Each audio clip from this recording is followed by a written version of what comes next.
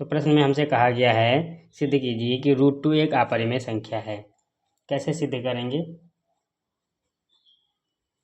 सबसे पहले इसका उल्टा मानेंगे। हमसे अपरिमेय कहा गया, हम मानेंगे कि ये एक परिमेय संख्या है। माना √2 एक परिमेय संख्या है।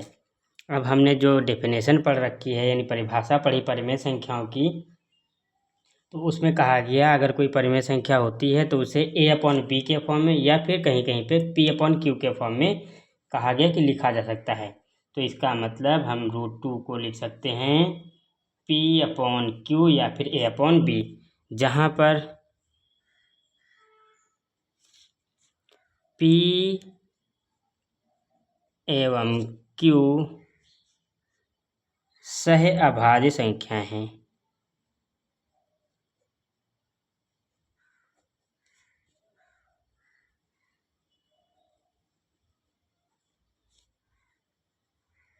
सहभाज्य होने का सिर्फ इतना सा मतलब होता है कि अगर ये दोनों नंबर हैं, ऐसे नंबर जिनमें ऊपर नीचे कुछ काटने पीटने वाला है, यानी इनके कुछ गुणनखंड होंगे जो दोनों में कॉमन है, वो तो नहीं है।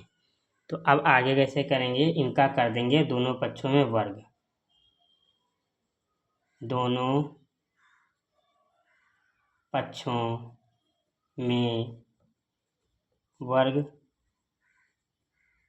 करने पर तो √2 इसका स्क्वायर और p/q इसका भी स्क्वायर। √2 का स्क्वायर करेंगे 2 आ जाएगा और p का स्क्वायर करेंगे तो p स्क्वायर आ जाएगा, अपॉन में q का स्क्वायर तो नीचे q स्क्वायर आ जाएगा। यहाँ से क्या करेंगे? हम q स्क्वायर को इधर ले जाएंगे और 2 को इधर बटे में भेज देंगे। तो q square = p square upon में 2, ये समीकरण 1 मान लेंगे। जरा देखिए q स्क्वायर आ रहा है क्या होने पर? p स्क्वायर को जब 2 से डिवाइड करते हैं तो k स्क्वायर आता है। इसका मतलब ये है कि p स्क्वायर एक नंबर है, उसको 2 से विभाजित किया जा सकता है। तो लिख देंगे p स्क्वायर 2 से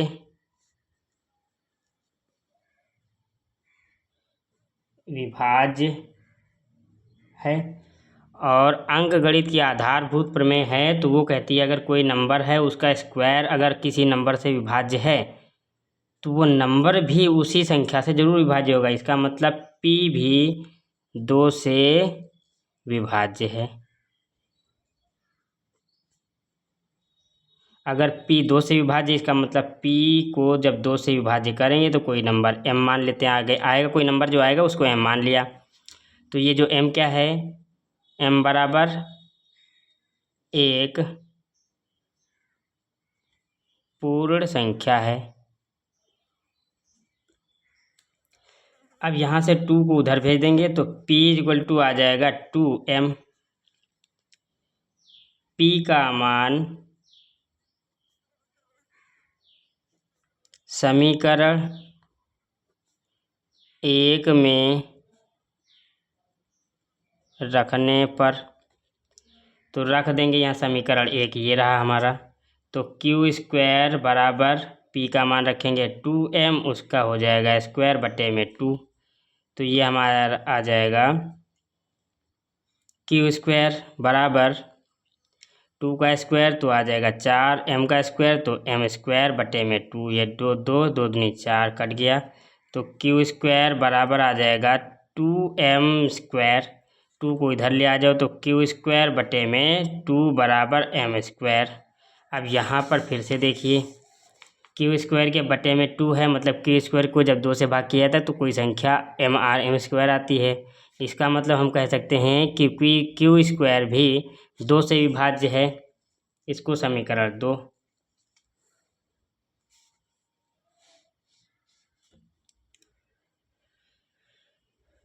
समीकरण 2 से q स्क्वायर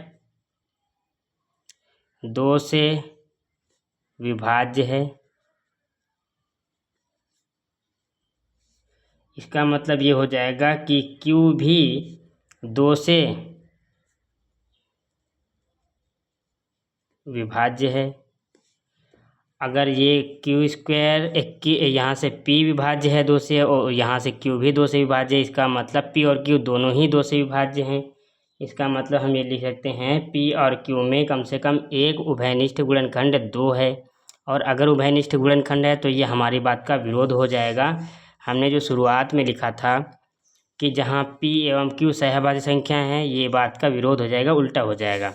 तो हम लिखेंगे पी, लिखेंगे समीकरण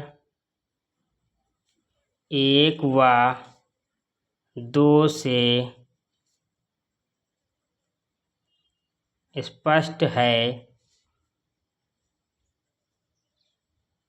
कि P एवं Q में एक उभयनिष्ठ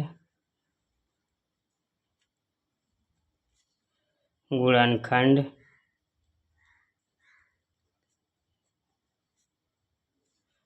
2 है, जो हमारी कल्पना का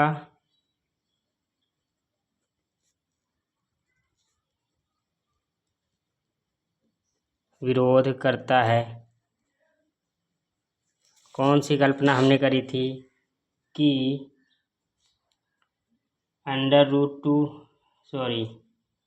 कि P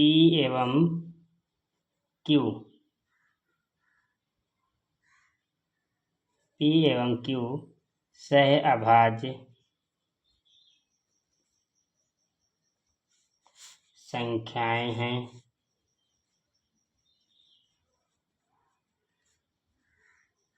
और अगर ये सहभाज्य संख्याएं, इसका विरोध हो रहा है, इसका मतलब ये जो हम रिजल्ट आया है ये कह रहा है सहभाज्य संख्या नहीं है। और ये क्यों आ रहा है? अतः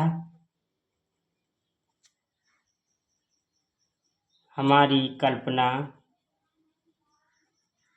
गलत है।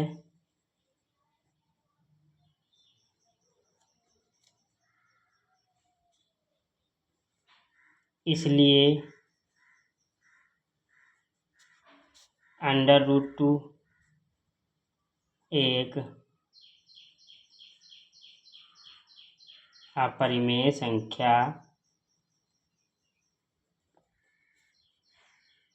है।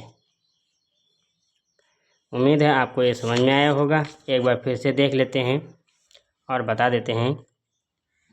हमें सिद्ध करना था कि √2 एक अपरिमेय संख्या है। तो हमने मान लिया कि √2 एक परिमेय संख्या है। √2 बराबर P/Q लिख सकते हैं अगर परिमेय संख्या है। फिर वर्ग कर देंगे, वर्ग करने के बाद ये √2 का स्क्वायर करेंगे 2 आ जाएगा, P² का तो P का करेंगे तो P², Q का करेंगे Q² आ जाएगा।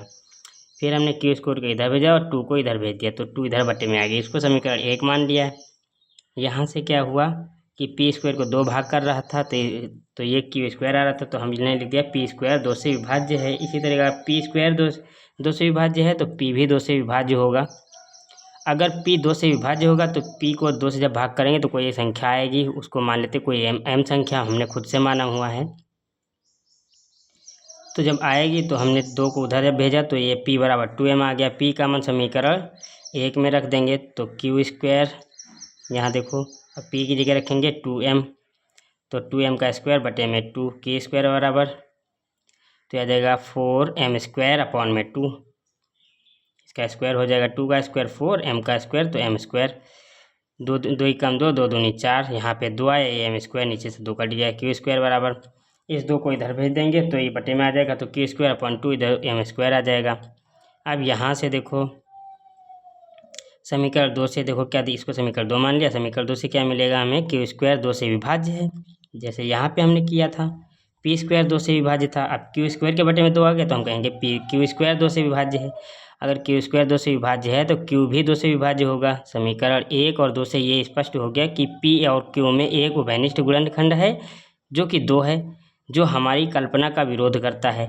हमने माना था कि इसमें कोई भी कॉमन नहीं है, कोई भी उभयनिष्ठ गुणनखंड नहीं होगा, मतलब कुछ भी कटने पीटने वाला नहीं है, लेकिन हमें पता चला कि इसमें कटने पीटने वाला 2 था, यानी 2 से इन दोनों को काटा जा सकता था। यहाँ से पता चल रहा है, इसका मतलब हमारी कल्पना का विरोध हो गया, गड़बड़ी हो गई। तो अगर गड़बड़ी होगी तो जो कि हमारी कल्पना का विरोध करता है कि P एवं Q सहअभाज्य संख्याएं हैं, इस बात का विरोध कर दिया, अतः हमारी कल्पना गलत है, इसलिए √2 क्या है, एक अपरिमेय संख्या है। अब इम्पोर्टेंट बात पता क्या है, ये हर साल 2020 में भी, 22 में भी और 23-24 में भी शायद पूछा गया है, किसी अन्य सेट में पूछा गया, 22-23 में तो हमने देखा हुआ है।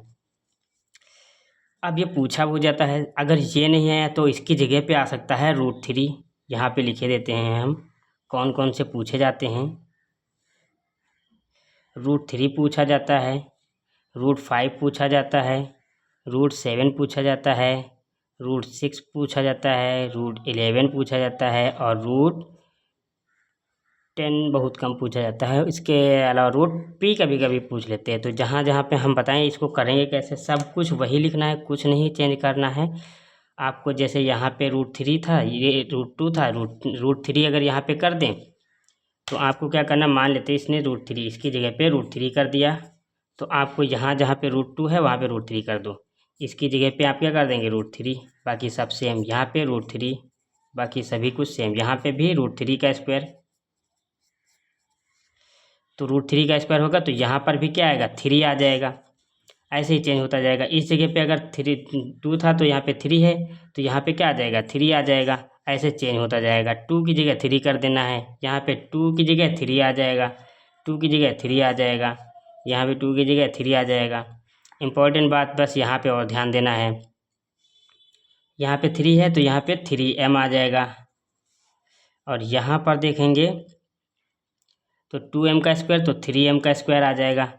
3m का स्क्वायर तो 3 3 जा, यहाँ पे 2 2 जा 4 हुआ था, आप 3 3 जा 9 लिख लेंगे, और ये यानी 3 3 जा 9, तो 9m स्क्वायर आएगा, अपॉन में 3 रहेगा, 3 1 जा 3, 3 3 जा 9, वही 3 ऊपर बचेगा, तो यहाँ पर बचेगा 3m स्क्वायर, यहाँ पे आ जाएगा, तो इसके बटे में इसकी जगह पे 3 रहेगा। इतने सारे चेंजेस रहेंगे, जहाँ पे 2 है वहाँ पे 3 है, यहाँ पे 2 का स्क्वायर वहाँ पे 3 का स्क्वायर हो जाएगा। अब इसके अलावा और भी बाकी सब सेम है, एक क्वेश्चन रट्टा मार लो अच्छे से और पूरा क्वेश्चन हो जाएगा, और ये बोर्ड परीक्षा में हर साल लगभग पूछा जाता है। इसके अलावा 5 मान लेते हैं रख दिया, तो आप उसकी जगह पे 5 कर देंगे, 7 रख दिया तो 7 रख देंगे, लेकिन सबसे इम्पोर्टेंट है कि ये P, तो P अगर रख दे तो वहाँ पे P रख दीजिए, कोई दिक्कत नहीं, वैसे जैसे सब करते आए हैं वैसे चलता जाएगा, कोई दिक्कत नहीं, सब ऐसे ही आएगा। यहाँ पे p² बन जाएगा, नीचे p होगा, p कट जाएगा, यहाँ पे pm² बन जाएगा, सब कुछ सेम रहेगा, कुछ भी नहीं, ये सब वैसे ही लिखना है। जहाँ पे 2 के लिए लिख रहे हैं वहाँ पे p के लिए लिख देंगे। हाँ, अगर मान लीजिए यहाँ पर p दें, अगर इस जगह p दे रहे हैं तो इनमें मानने में थोड़ा सा चेंज करना है, इनको क्या कर देना, a/b कर देना, कुछ और लिख देना, सिंबल अलग ले लेना। ठीक है, फिर मिलते हैं नेक्स्ट वीडियो में, तब तक के लिए अपना पढ़ाई जारी रखिए।